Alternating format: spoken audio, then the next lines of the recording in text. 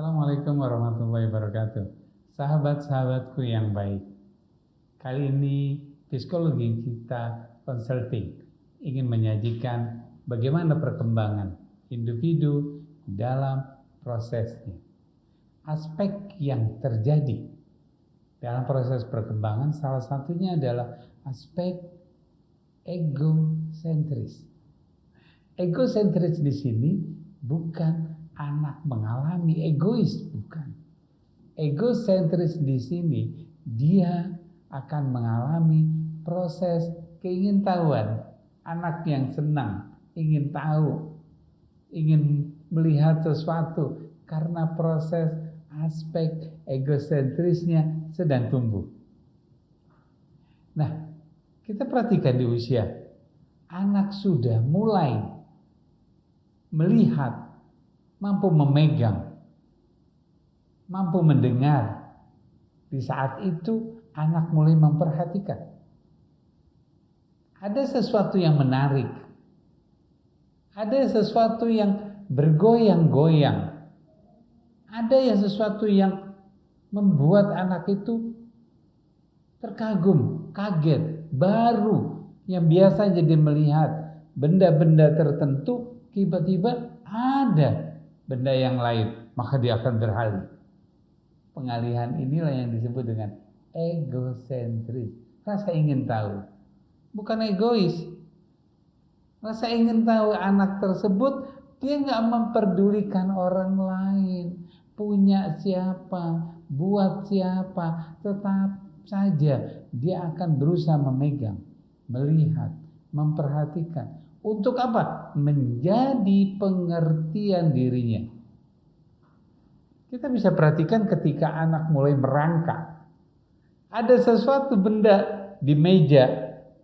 Dia akan terus merangkak dan naik dan akan memegangnya. Karena dia ingin tahu. Karena rasa ingin tahu tersebut. Pada usia 0 sampai 2 tahun. 0 sampai 2 tahun. Anak mulai masuk kepada egosentris benda. Karena ada beberapa egosentris. Sampai usia 12 tahun dia harus melaluinya. Kalau tidak melaluinya, maka dia mengalami hambatan-hambatan. Oleh karena itu kita lihat 0 sampai 2 tahun ini. Egosentris benda. Dia akan memperhatikan. Ada sesuatu benda yang menarik, maka dia akan memegang. Ketika ada benda yang lain lagi, maka dia akan memegang. Ketika benda satu sudah dia rasakan, dia akan pindah kepada benda yang lain, dia merasakan lagi. Apalagi ketika dia memegang benda tersebut, dikasih tahu, diinformasikan bahwa itu namanya benda A. Contohnya, ketika dia megang gelas, kita menyebutkan gelas. Perhatikan, ketika dia megang, dia akan ngeh. Hah? Kita bilang gelas. Dia akan rasakan gelas tersebut dan dia akan masukkan ke dalam pengertian bahwa itu namanya gelas. Maka egosentrisnya sudah didapatkan. Kalau terus dia memegang sesuatu, dia pegang meja. Waktu dia memegang meja, dia akan katakan, kita katakan padanya meja. Dia akan merasakan, oh ini meja. Dia mulai memasukkan ke dalam proses pengertian. Berpikirnya sudah mulai berjalan. Luar biasa. Apapun yang dia lihat, sesuatu yang baru, dia akan lihat itu. Maka kami mengadakan satu proses observasi. Ada 5 anak. Usianya ada yang 1 tahun, yang sudah sedang main sendiri, 2 tahun, beranjak masuk kepada 3 tahun, ya, sampai dengan 4 tahun kurang lebih. 5 anak tersebut kita taruh di dalam satu ruangan dan kita berikan mainan bersama-sama. Waktu dia bermain bersama-sama dengan itu, Karena anak masih sendiri-sendiri, maka dia main sendiri, nggak main bersama. Karena dia belum masuk kepada interaksi sosial sebelum 3 tahun. Maka dengan sendirinya dia lihat, dia main sampai puas, dia pindah kepada mainan yang lainnya sampai puas. Oke, dalam observasi kami, dari 5 anak tersebut, 1 yang kita bebaskan dengan benda tersebut. Seperti misalnya apa? Kipas angin. Anak pertama, kedua, dan ketiga, dan keempat, kita berikan lebih dulu yang namanya kipas angin masing-masing. Dia menguasai dan kita katakan itu kipas angin. Dia bermain, dia jatuhkan, dia lakukan berbagai proses, dia sampai bosan dengan kipas angin tersebut. 1, 2, 3, 4. Yang 1 tidak pernah kita kenalkan yang namanya kipas angin tersebut. Nah, ketika dia sedang bermain, ketika dia sedang bersama-sama kelima-lima tersebut, seseorang datang membawa kipas angin, ditaruh di salah satu pojok. Kelima-limanya akan menoleh kepada kipas angin tersebut. Begitu dia menoleh, anak pertama, kedua, dan ketiga, dan keempat, begitu melihat benda yang sudah pernah dia rasakan, dia tahu benda itu kipas angin, dia sudah memainkan, dia sudah mengeksplor. It's okay, dia habis melihat, dia teruskan permainannya dia. Anak yang 1 yang tidak pernah kita kenalkan kipas angin tersebut, dia memperhatikan. Ketika orang yang naruh sudah jauh atau orang tersebut masih ada di situ, anak tersebut mendekati kipas angin dan dia ingin memegangnya. Kita lihat observasi percobaan pertama. Bagaimana egosentris sehingga dia mau melihatnya. Selesai. Percobaan berikutnya, apa yang kita dapatkan dari anak tersebut? Ketika kita taruhkan benda yang dia tidak pernah tahu, baru melihatnya, kemudian dia menghampirinya. Waktu dia mau memegang benda tersebut diambil. Benda tersebut diambil, si anak diam. Percobaan pertama. Percobaan kedua. Karena yang pertama tadi adalah dia pegang, dia rasakan clear.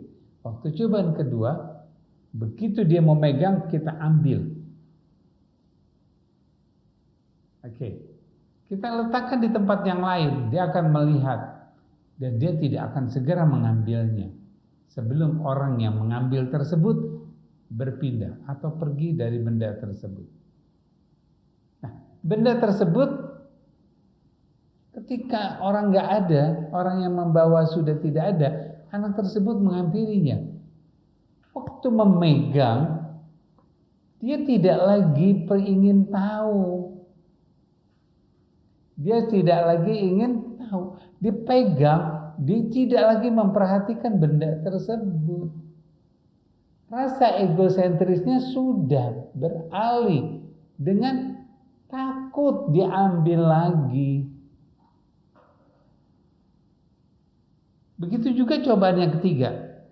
Ketika dia sudah memegang, kemudian kita rebut benda tersebut. Waktu benda itu kita rebut, kita taruh di tempat yang lain, orang itu pergi, anak ini mengambil benda tersebut dan dibawa ke tempat yang orang lain tidak tahu. Bukan lagi dia memegang erat-erat, tapi dia ambil, ditaruh di tempat tertentu agar supaya orang lain tidak mengambil lagi. Perhatikan. Percobaan pertama egosentrisnya berhasil. Percobaan kedua, egosentris anak terhadap benda hilang menjadi ketakutan.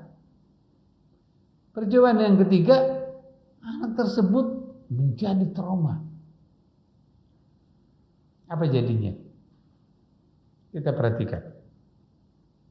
Ketika egosentris yang pertama dia berhasil, oke, setiap dia melihat satu benda, dia perhatikan sudah tahu selesai. Dia memperhatikan ada benda yang lain yang baru, dia ingin tahu dan setelah itu selesai. Itu percobaan pertama, egosentrisnya berhasil. Bagaimana dengan percobaan yang kedua? Efek daripada diambilnya sehingga anak kehilangan egosentrisnya, kehilangan rasa ingin tahunya. Diambil, dia lepas, dia kaget. Anak yang tersebut setelah dia usia 5, 6, 7 tahun, dia suka jahil.